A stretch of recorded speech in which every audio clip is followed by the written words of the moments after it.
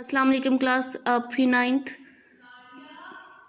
Park Study in English, lecture number 8, unit number 2, long question number 3, second half. In long question number 3, second half, as you have done the first half, that long question number 3 in our lecture number 7. So in lecture number 8, we will start from here. The second half of this long question we have read up to here in the first one lecture. And the second half, we will start from this point. You get here. In 1934, Quaid-e-Azam Mohammad Ali Jinnah returned home के कब कायद-ए-आज़म घर वापस आए थे? 1934 में कायद-ए-आज़म मोहम्मद अली जिन्ना रहमतुल्लाह अलैह घर वापस आए फ्रॉम इंग्लैंड से and returned home from England. I have given the name of the heading of this point. You can underline it. On the request of Allama Mohammad Iqbal, वो वापस आए थे अल्लामा मोहम्मद इकबाल की दरख्वास्त पे.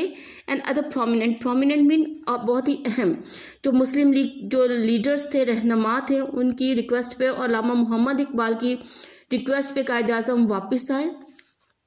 He was given the presidentship कि उनको प्रेसिडेंटशिप जो थी वो अता की गई, दी गई, सदारत उनको दी गई ऑफ मुस्लिम लीग की फिर उनको सदारत दी गई. ही गैदर्ड, उन्होंने इकट्ठा किया मुसलमानों को अंडर इट्स फ्लैग, अपने झंडे के तह नीचे, by working day and night, कि दिन रात मेहनत करके उन्होंने मुसलमानों को एक झंडे के नीचे इकट्ठा किया. एंड 1940 और 1940 में मुस्लिम लीग्स एनुअल सेशन, मुसलमानों का जो एनुअल सेशन सालाना जो इजलास था वो हेल्ड मुनक्किद हुआ लाहौर में. मुसलमानों का जो पहला सालाना इजलास था तो वो मुनक्किद कहाँ पे हुआ था? लाहौर में 1940 में. हम you underline this sentence in which जिसमें the Muslims of India unanimously mean मुतफ़क्का तौर पर कि इंडिया के जो मुसलमान थे उन्होंने मुतफ़क्का तौर पर पास किया, मंजूर किया रेजोल्यूशन को डैट के वो क्या थी? द मुस्लिम्स ऑफ इंडिया के जो मुसलमान थे दे नीडेड, उन्हें ज़रूरत है अ सेपरेट टेरिटरी, एक अलहदा खिते की ज़रूरत है.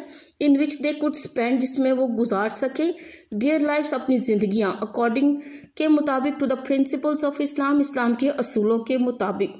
इस करारदाद में उन्होंने फरमाया कि इंडिया में रहने वाले मुसलमानों को एक अलहदा रियासत की ज़रूरत है जिसमें वो इस्लाम के असूलों के मुताबिक अपनी ज़िंदगी आज़ादाना गुजार सके on the basis of their majority, अपनी अक्सरियत की बुनियाद पर. मेजॉरिटी कहते हैं अक्सरियत को. द सेशन, ये जो जलसा था, इट वाज चेयर्ड बाय, इसकी सदारत, चेयर्ड हियर मीन सदारत, इसकी सदारत की थी कायद-ए-आज़म मोहम्मद अली जिन्ना रहमतुल्लाह अलैह ने. द नेक्स्ट पॉइंट है the Muslim League met glorious success. मुसलमानों को मेट ग्लोरियस सक्सेस, उनको शानदार कामयाबी हासिल हुई.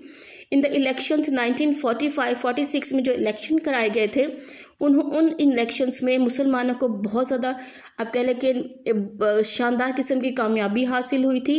You can underline this point, election of 1945-46 and with this words you can give the name of the heading to this point and made it clear, और ये वाज़िया किया टू द ब्रिटिश, अंग्रेज़ों पे और हिंदुओं पे ये बात वाज़िया कर दी इस इलेक्शन में that the Muslim League was the only representative of the Muslim, के मुस्लिम लीग ही नुमाइंदा जमात है मुसलमानों की, of whole of the India, पूरे इंडिया के मुसलमानों की नुमाइंदा जमात है. कौन सी जमात है? मुस्लिम लीग. अंडर हिज लीडरशिप, उनकी क़यादत के तहत, इन दिस इलेक्शन, इन इंतखाबात में the Muslim league got 100% success in the federal assembly.